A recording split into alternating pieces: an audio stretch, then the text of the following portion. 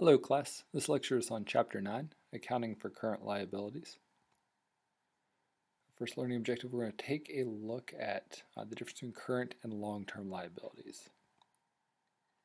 So for current liabilities, we're typically looking at those due within 1 year of the company's operating cycle if longer. Long-term liabilities are going to be due after 1 year or the company's operating cycle if longer. So generally what we're thinking of here is maybe current liabilities being an accounts payable where we're going to pay within 30 days, 60 days, 90 days. However, long-term liability being something along the line of a bank note in which we promise to pay the bank back in, say, 10 years, something along those lines.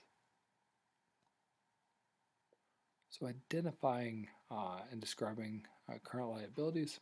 So one of the liabilities we may look at is a sales tax payable. So the journal entry we'd have for this would be once we receive cash from our customer, let's say we're Home Depot, and our customer has got $6,000 worth of merchandise they want to purchase. They're going to pay in cash at the point of sale. They provide the items that they want to purchase. We're going to ring this up as a sale of $6,000. However, what we're going to do is in this jurisdiction, there's 5% of sales tax that's going to get assessed upon it. We are going to calculate that sales tax as $300 on the sale. We are going to collect the cash as a debit. So we'll collect a total of $6,300 as cash as our debit. $6,000, the offsetting credit would be for those sales and revenues.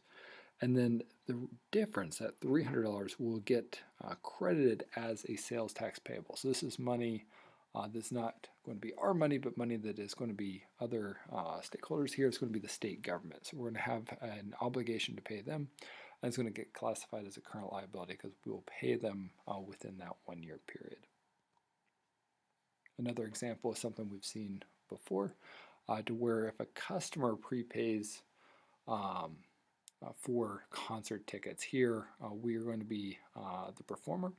We're selling tickets for 8 separate concerts, and we're going to receive advance monies of $5 million. So we're going to receive the cash. It's not going to be our money immediately in terms of earned revenue, so we're going to have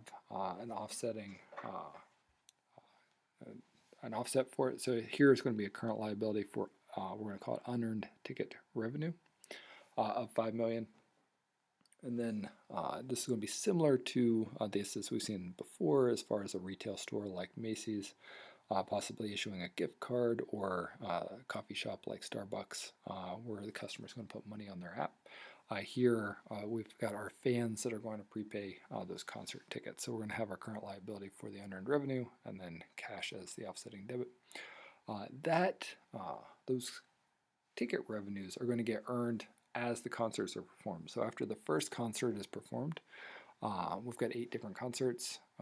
If we've got equally distributed in terms of price, we're going to have an eighth of that ticket revenue that's going to get earned after the first concert. So we debit $625,000 from the $5 million, and then move that over to something like sales revenue or ticket revenue for $625,000. So cash isn't going to be collected once it's performed, but it will be earned revenue offsetting that liability.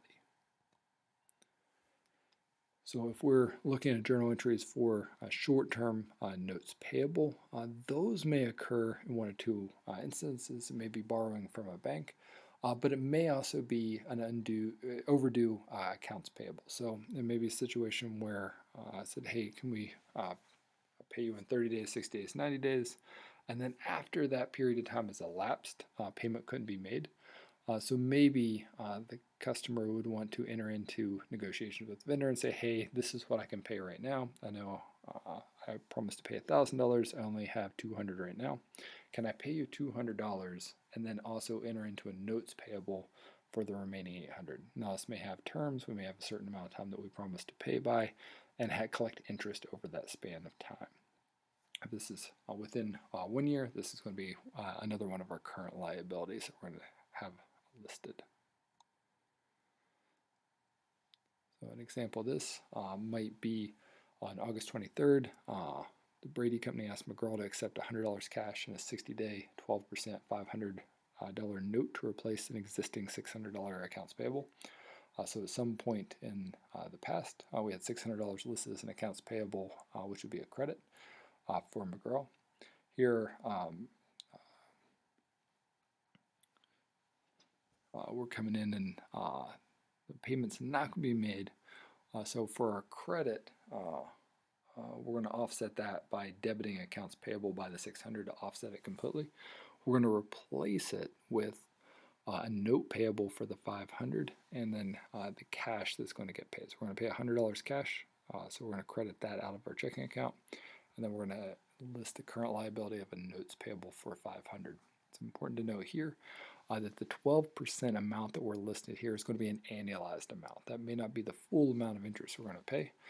60 days would be in a 360-day year would be a sixth of that. So we may only pay 2% of that $500 note over the life of this note, but it's typically talked about and used in terms of within the note or the contract of an annualized number. So you'd refer to it as 12% rather than the amount of interest earned over that 60-day duration.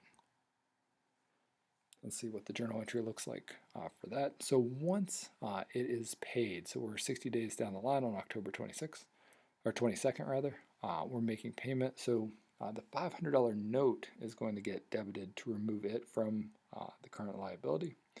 The cash that's going to get paid is going to be $510. That's going to represent the $500 in principal, and then the $10 of interest earned. And again, that interest is calculated by taking the $500 principal, and then the 12% is the annualized amount. So we're going to want to take 1/6 of that, or 60 divided by 360, to get the proportion of the year that this money was borrowed for, and then we get essentially 2% of that 500 for $10, and the interest expense would be the remaining debit.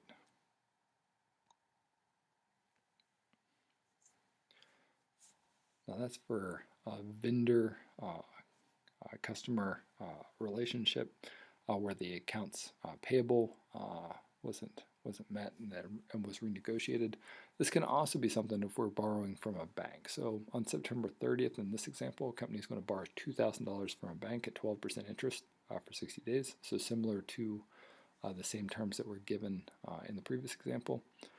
On September 30th, we're going to record cash received or debited into our checking account for $2,000, and then list that current liability as a notes payable for $2,000. And we've got our terms set down below that. And then on November 29th, the company is going to repay the principal of the note plus interest. So the $2,000 note payable would be debited back off. The interest expense over that span of time would be that $2,000, or the principal amount, times the annualized rate of 12%, times the proportion of the year that interest, or excuse me, that amount was borrowed. So here's 60 days divided by 360 days, or 1/6. So essentially 2% of the money would be interest, $2,000 times 2% being $40. So we're going to have $40 for the debit as an interest expense, and then the cash that's going to get credited from the checking account to pay for that entire amount would be the $2,040. Now, if this borrowing spans an end of period, then we're going to have to let our shareholders know, or let our other stakeholders know that this contract is out there, and this relationship, and kind of what's going on with it, and the interest payable has been earned over that span of time.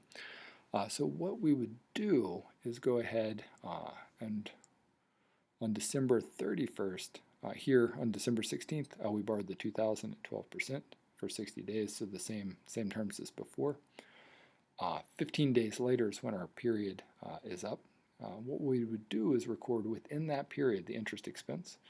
So 2,000 times 12%, the annualized rate, times the fraction of the year money has been borrowed. Here, 15 days of the 360. So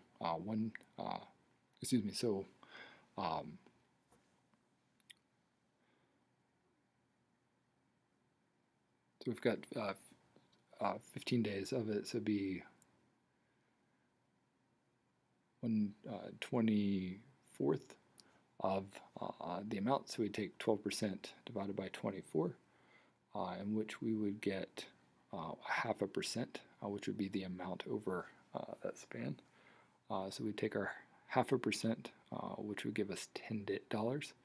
So we take that $10 amount as an interest expense within the period, and then we're not making payment of it. We're not making a cash payment yet. So it's going to be money that we still owe. So we'd list that separately, not as a note in addition to the note payable, but we'd list it as an interest payable for our credit, still a current liability. And then on February 14th, 2020, the company is going to repay the principal and interest on the note. We're still going to do that with cash, so we're going to credit cash off by the same amount that we did in the previous example of $2,040. Debit off that note payable of $2,000, and we're still going to debit the $40. But the way we're going to do that in this example is we're going to debit interest expense for the amount earned since January 1st. And that's going to be represented by the $2,000 times 12% of the annualized rate times the fraction of the year that it was earned over this span, here 45 days of the 360. And then we're going to have the interest payable that was previously put on our books is going to get debited off, so that $10 will get debited off here. So learning objective, here we're going to take a look at payroll deductions for employees and their, as a liability.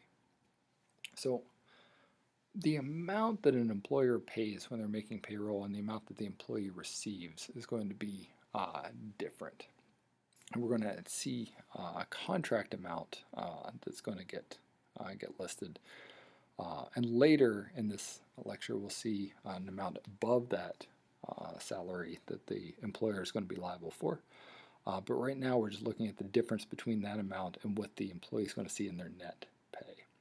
So what is going to happen is we're going to have an amount that's going to get subtracted from that gross pay as withholdings for federal income tax. That amount is going to be to some extent decided by the employee within bounds set up by the IRS on a W-4 form document to where the amount that the employee wants withheld.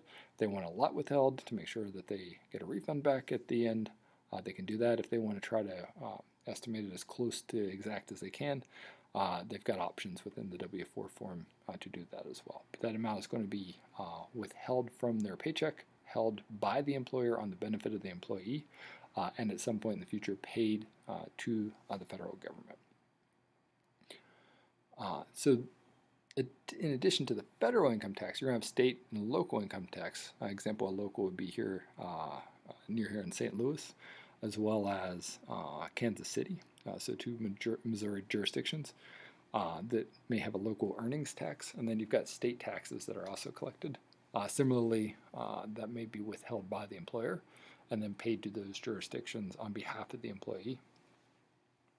You can also have voluntary deductions. These might include something along the lines of medical insurance or something along the lines of retirement savings. So there may be a 401k plan that's set up by the employer to where the employee asks the employer to withhold a certain amount from their paycheck to pay in to that plan on their behalf. The last two on the right here we're going to take a look at is listed as FICA taxes. And what that's going to be is taxes that are assessed on the employee and for Social Security and Medicare that's going to get withheld by the employer and then paid to them on behalf of the employee by the employer. So the Social Security tax would be 6.2% withheld on behalf of the employee, up to $132,900. And the Medicare would be 1.45% held on an unlimited amount. If you're over $200,000, then an additional 0.9% would be assessed. So here we're looking at last year's information. The 6.2% for 2019 would be the $132,900. 1.45% for the Medicare taxes for an unlimited amount for all wages. And then for an amount for employees' wages in excess of 200,000, an additional 0.9% can be withheld as well, and that's stemming from the Affordable Care Act.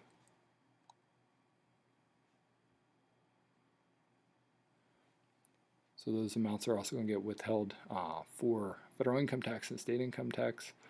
And again, the employee can control that to some extent within those bounds based on that W-4 document for the federal income tax withholding.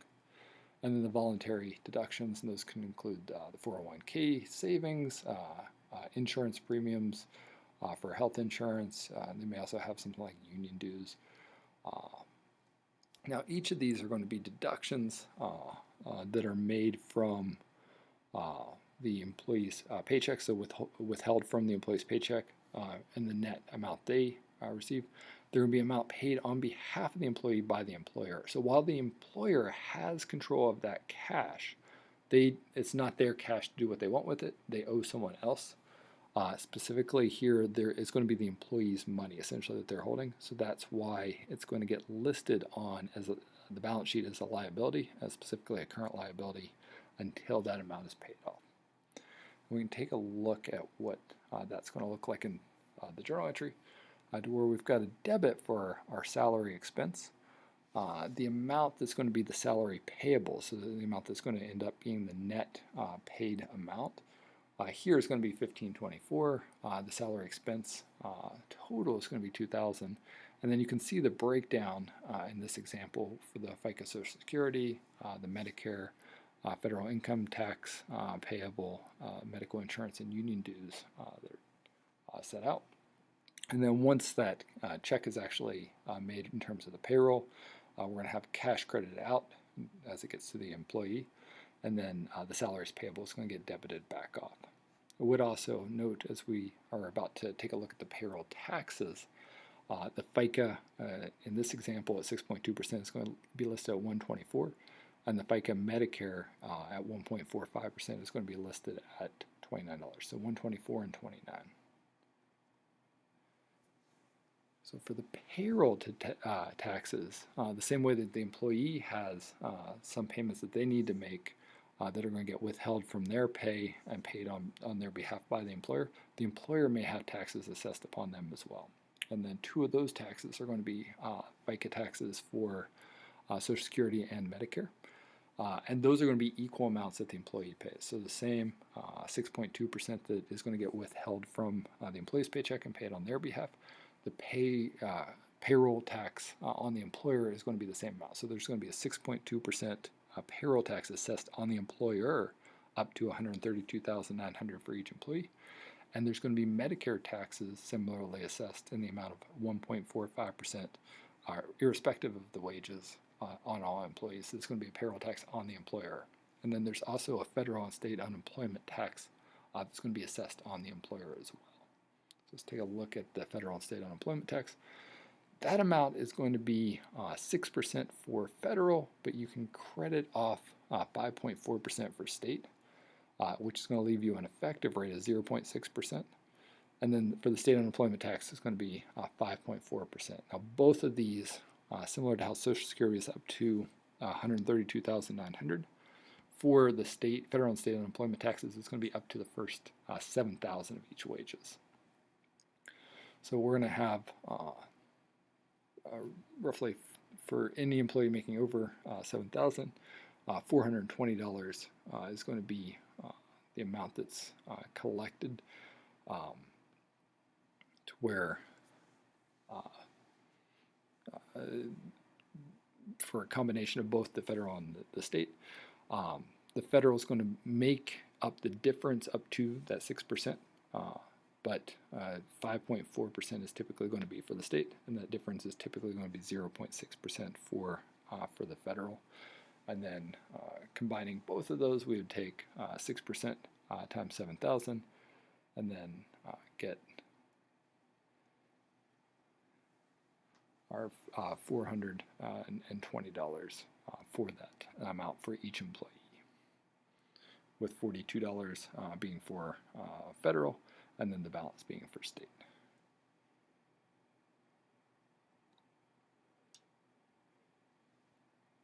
Let's take a look at what a journal entry for that would look like. This is same example.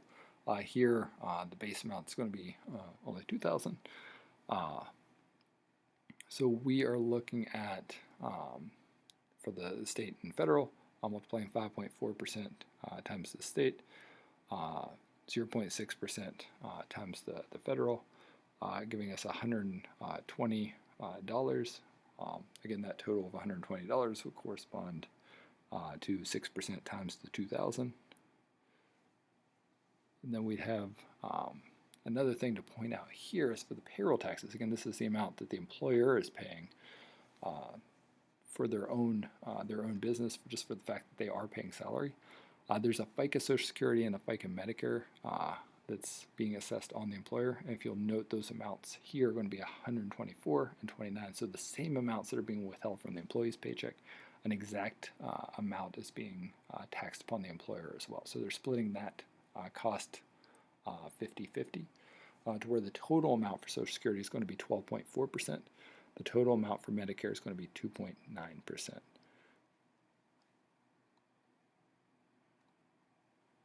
So the next thing we're going to look at is going to be estimated liabilities, and those are going to include warranties and bonuses. So that's what we'll take a look at for that amount. So for the estimated liabilities, that's going to be a known obligation with an uncertain amount that can be reasonably estimated. An example is going to be pension, healthcare, vacation pay, and warranties. So let's take a look at the warranties example. A warranty, an example of it is going to be if somebody's going to sell a car or a product, maybe an appliance, and they're going to expect that they may not know whose car is going to be defective or whose appliance is going to be defective, but they reasonably expect that a certain number of these are going to be defective and need to either be replaced or be fixed.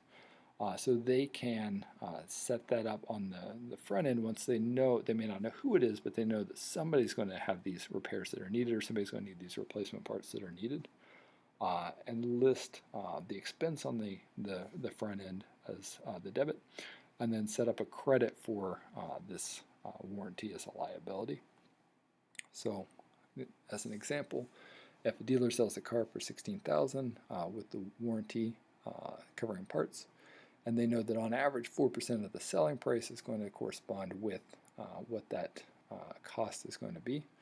When they sell those vehicles, they can take the warranty expense here, that 16,000 times 4% being $640 as a warranty expense for the debit, and then set the offsetting credit for an estimated warranty liability.